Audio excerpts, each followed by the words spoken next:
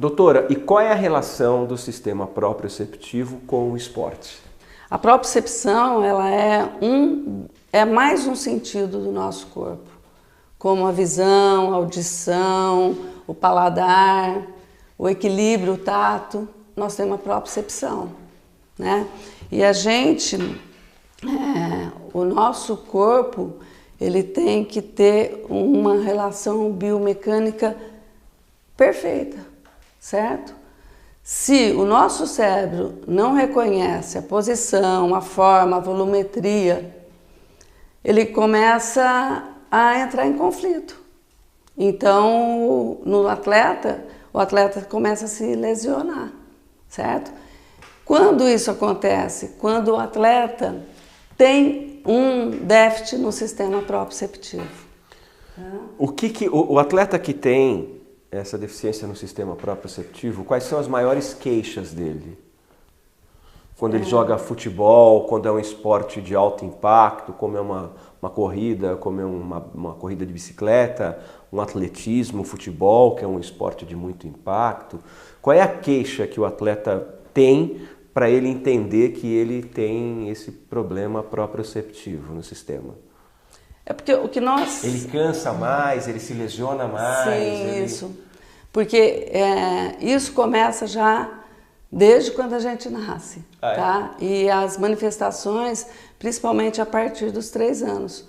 Então, é como todas as pessoas que têm distúrbio proprioceptivo, certo?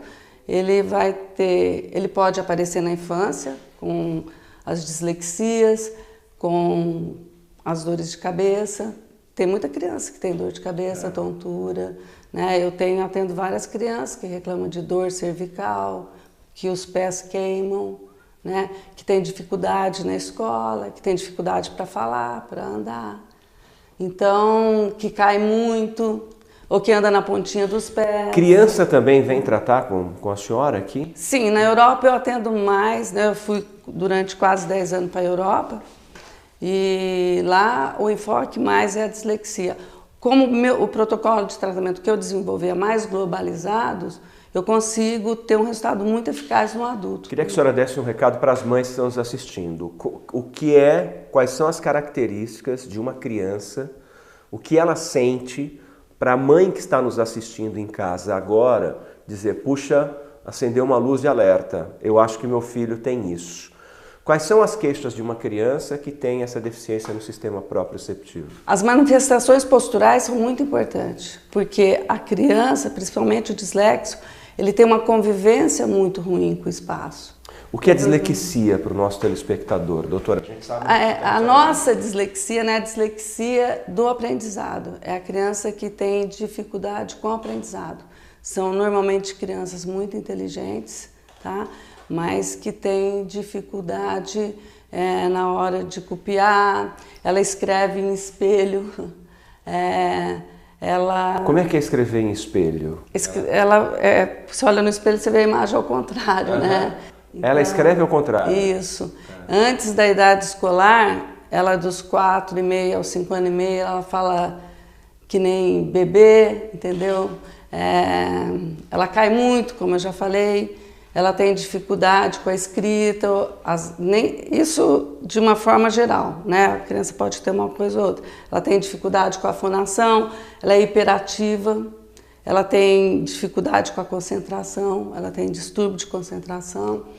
E é muito interessante porque no nosso tratamento a gente não usa medicamento e o resultado é fantástico. A importância é o diagnóstico. Nós temos que tratar sempre a causa e não ficar aliviando o sintoma. Tá? Que é a proposta do tratamento do sistema proprioceptivo, agir na causa.